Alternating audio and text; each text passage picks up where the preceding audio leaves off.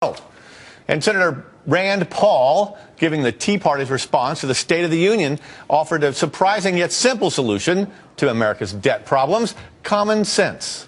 Parties will have to agree to cut. We have to work together, or we'll never fix our fiscal mess. Bipartisanship is not what is missing in Washington.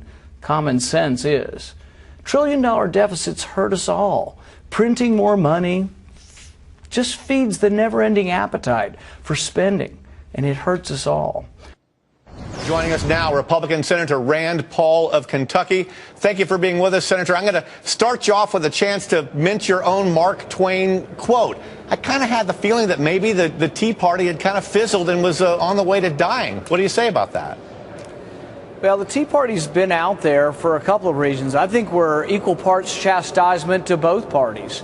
And both parties need to learn that we have to cut spending and that we have to give up on our sacred cows.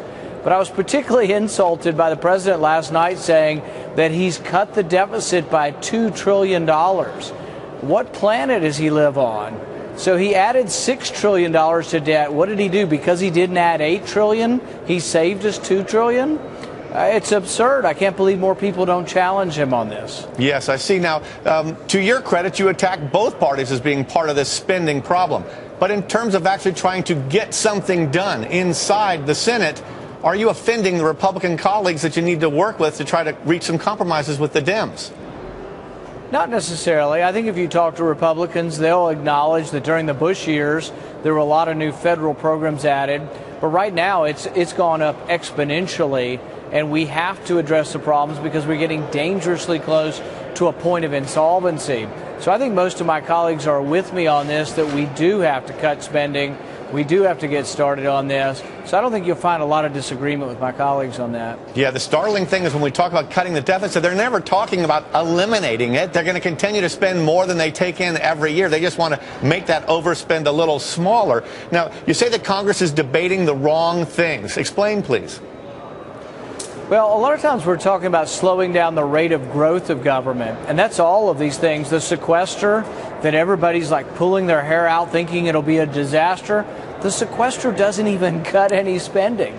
The sequester slows down the rate of growth, but government will still grow by nearly $8 trillion, $7 to $8 trillion over 10 years of growth of government with the sequester.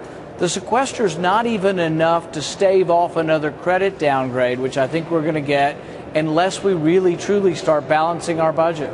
Yeah, let's remember that credit downgrade had absolutely no impact to the downside for us. A 10-year Treasury is actually lower now than they were before the downgrade, but they should have gone up.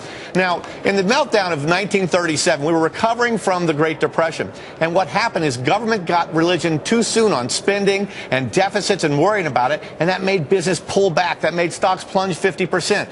Is there any chance that we got religion too soon on spending now? We've talked about it so much that it's hurting business confidence.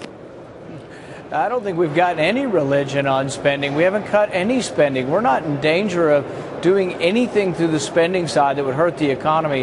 That's an old Keynesian argument that government spending somehow is increasing the wealth of the country. It's an illusion. It causes malinvestment. The money gets placed into things that government chooses but not consumers would want.